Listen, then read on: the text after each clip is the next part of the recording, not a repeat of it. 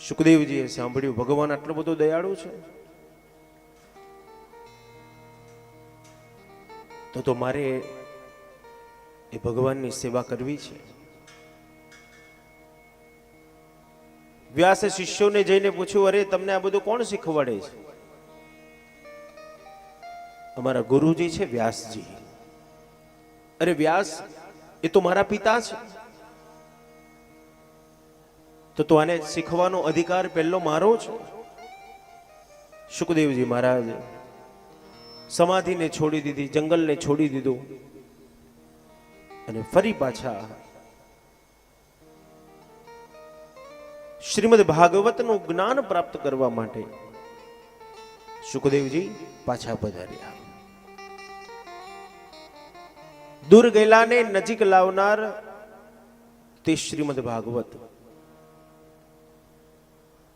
બોલો, અત્યાર સુધી તમે બધા કેટલા દૂર હતા?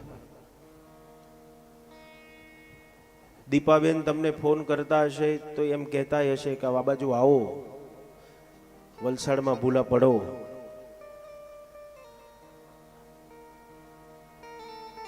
રોજ કહેતા હશે માર ઘેર આવજો, માર ઘેર આવજો, માર ઘેર આવજો. પણ કેટલા જણા આવે? તો માંડ 2 જણા, 4 જણા, 5 જણા. પણ આખા સમુદાયને, આખા પરિવારને ભેગો કરવો હોય તો 7 દિવસનું આ શ્રીમદ ભાગવતનું ભોજન આપણને બધાને આપી દીધું. બોલો, પછી કોઈને બોલાવવા જવું પડે છે? કોઈને કહેવું પડે છે કે મારે ઘેર આવજો? એમ કદાચ વ્યવહારની દ્રષ્ટિએ આપણે એમ આમંત્રણ આપી શકીએ કે ભાઈ મેં કથાનું આયોજન કર્યું છે, તમે બધા આવજો. પણ રોજ રોજ કહેવા નથી જવું પડતું. એક વખત જ્યાં સમાચાર મળે, જ્યાં જાણ થાય, પછી બીજા દિવસથી સામે ચાલીને આપણે બધાય ચાલતા ચાલતા આવી જઈએ છીએ. તો એ શ્રીમદ ભાગવતની તાકાત છે, જે દૂર ગયેલાને નજીક ખેંચી લાવે છે. એ શ્રીમદ ભાગવત છે. 7 દિવસ પછી દીપાબેન કહેજો બધાય મારે ઘેર આવજો. એમ કેટલા આવશે? 2 જણા આવશે, 4 જણા આવશે, પણ આટલી મોટી સંખ્યામાં નહીં આવે. કારણ શ્રીમદ ભાગવત અહીંયાથી વિદાય કરી જશે પછી કોણ આવશે? તો કૃપા એ શ્રીમદ ભાગવતની કૃપા છે કે જે દૂર ગયેલાને નજીક ખેંચી લાવે છે.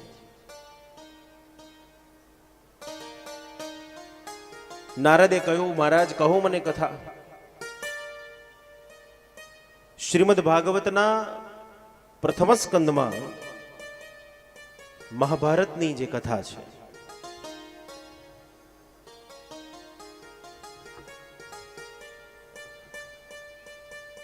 મહાભારત કેટલું બધું લોકપ્રિય બની ગયું.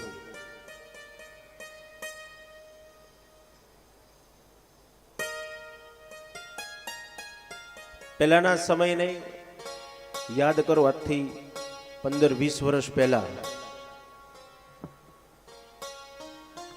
કે દર રવિવારે સવારે 9 વાગે એટલે ટીવી ચેનલ ઉપર રામાયણની સિરિયલ, મહાભારતની સિરિયલ આવતી હતી. રવિવારના દિવસે સવારે 9નો ટકોરો થાય, ગમે તે કામ કરતા હઈએ, એ બજારમાં ગયા હઈએ કે શાક સમારતા હઈએ કે રસોઈ કરતા હઈએ, પણ 9નો ટકોરો થાય એટલે બધું કામ પડતું મૂકી અને ટીવીની સામે જઈને બેસી જતા હતા. બોલો, કેટલું બધું લોકપ્રિય બની ગયું મહાભારત, કે બધું જ કામ પડતું મૂકી અને ટીવી સામે બેસી જતા હતા. અડધો કલાક મહાભારતની સિરિયલ ચાલે ત્યાં સુધી ટીવી સામે બેસીએ, અને સિરિયલ પૂરી થાય એટલે બધું પાછું ખંખેરીને ઊભા થઈને જતા રહીએ છીએ. એ મહાભારતમાંથી શું શીખ્યા તમે? તો મારું ને તારું એ જ મહાભારત છે. ધર્મ ને અધર્મ એ મહાભારત છે. જ્યાં મારું તારું ઘરમાં આવે છે ત્યાં મહાભારત થયા વગર રહેતું નથી.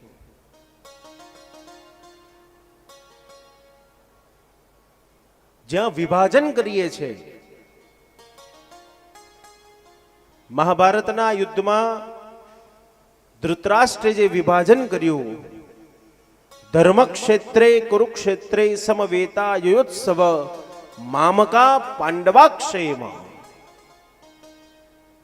આ વિભાજન જે ધૃતરાષ્ટ્રે કરી આપ્યું, મારા અને પાંડુના દીકરાઓ શું કરી રહ્યા છે એ સંજય તું મને કહે. જો એ સમયે કદાચ ધૃતરાષ્ટ્રે વિભાજન ન કર્યું હોત ને જો એમ બોલ્યો હોત કે મારા બધા દીકરાઓ શું કરે છે, તો કદાચ મહાભારત ના થયું હોત. પણ જ્યાં ભાગલા પાડી દીધા, મારા અને પાંડુના દીકરાઓ, મારું અને તારું જ્યાં આવ્યું, તો મહાભારત થયા વગર રહેતું નથી.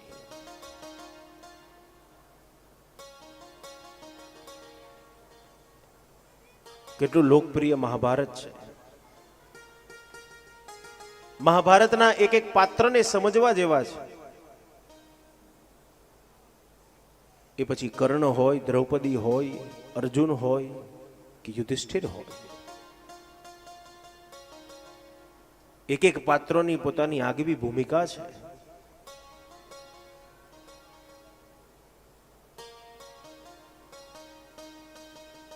માનવ સ્વભાવનું મહાકાવ્ય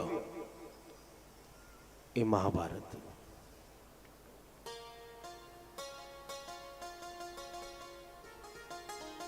પરિવારની સાથે કેવી રીતે રહેવાય, પતિ ને પત્નીના સંબંધ કેવો હોય,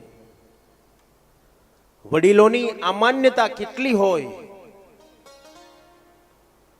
આ મહાભારત શીખવાડે છે.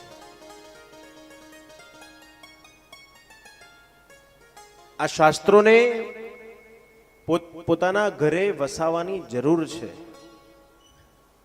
આજકાલ આપણે બધું બહુ વસાયું ઘરમાં, ટીવી લાયા ને ફ્રીજ લાયા ને એસી લાયા ને બધી નવી નવી ટેકનોલોજી વસાવી, તો એની સાથે સાથે આ શ્રીમદ ભાગવત છે, શ્રીમદ ભગવદ્ ગીતા છે, મહાભારત છે, આ બધા શાસ્ત્રોને પણ પોતાના ઘરમાં ક્યારેક વસાવવાની જરૂર છે. પણ કેટલાક તો એમ કે ઘરમાં મહાભારત ના રખાય. કેમ? પાછા જવાબ આપે કે ઘરમાં મહાભારત રાખીએ ને તો ઘરમાં મહાભારત થાય, એટલે ના રખાય. કોણે કીધું કે ઘરમાં મહાભારત રાખો તો ઘરમાં મહાભારત થાય? ઘરમાં મહાભારત રાખો અને રાખ્યા પછી એનું વાંચન કરો તો જિંદગીમાં કોઈ દિવસ મહાભારત નહીં થાય.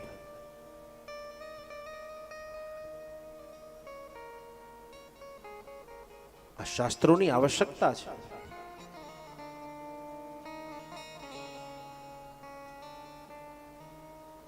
કદાચ કોક દિવસ આપણા દીકરા રૂપી પરીક્ષિતના જીવનમાં કોઈ તકલીફ આવશે, કોઈ મુસીબત આવશે,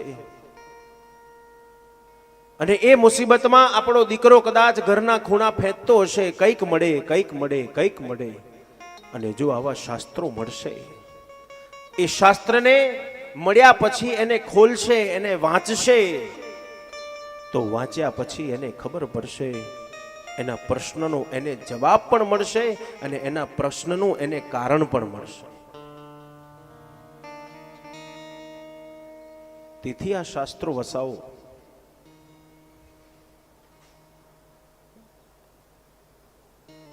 આપણે વસાઈએ છીએ તો ખરા, પણ લાયા પછી માળિયા મૂકી દઈએ છીએ. તમારા શહેરોમાં તો સારું છે, માળિયા દેખાય જ નહીં. ધીરે ધીરે માળિયા નીકળી ગયા શહેરોમાંથી, ખાના બનાવી દીધા, કબાટ બનાવી દીધા. એટલે કબાટમાં મૂકી દઈએ, દરવાજો બંધ કરી દઈએ. માળિયું તો સારું કહેવાય, કે માળિયું ખુલ્લું હોય, ઉપર કંઈક મૂક્યું હોય તો આજે નહીં તો કાલે, કાલે નહીં તો પરમ દિવસ, એક દિવસ નજર તો આવશે. બોલો, શહેરવાળા તો એના કરતા આગળ ગયા. શહેરમાં સીધું કબાટ, દરવાજો જ બનાવી દીધો, કશું દેખાય જ નહીં. અંદર શું ભર્યું છે ભગવાન જાણે.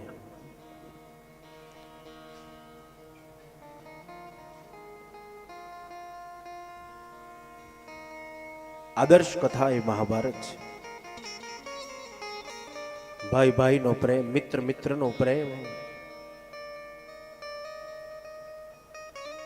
એ મહાભારત શીખવાડે છે. અદ્ભુત કથા છે મહાભારતની. આપણે બધાને જોવામાં આનંદ આવે. એક એક પાત્ર મહાભારતના, અને એમાં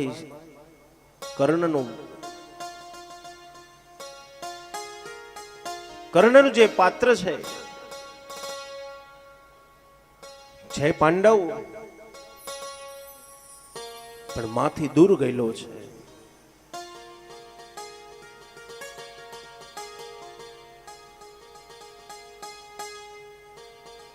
પાંડવો ધુતકારે, દુર્યોધને સહારો આપ્યો અને દુર્યોધનને કર્ણની મિત્રતા થાય. દુર્યોધન અંગ દેશનો રાજા બનાવે કર્ણને. ભગવાન જાણે છે કે કર્ણ એ પાંડવ છે, પણ પાંડવને ખબર નથી. મહાભારતનું યુદ્ધ જ્યારે નજીક આવે અને ભગવાન કર્ણને સમજાવે, કર્ણ તું જાણો છો કે તું પણ પાંડવ છો. કુંતા એ તારી માં છે. તું કૌરવનો પક્ષ છોડી દે, પાંડવોના પક્ષમાં આવી જા. ત્યારે કર્ણ બોલ્યો છે, ભગવાન આ વાત ખાલી મારા ને તમારા વચ્ચે જ રાખજો. તમે પાંડવોને ન જણાવશો કે હું એમનો મોટો ભાઈ છું, નહીં તો અર્જુન મારી સામે યુદ્ધ નહીં કરી શકે.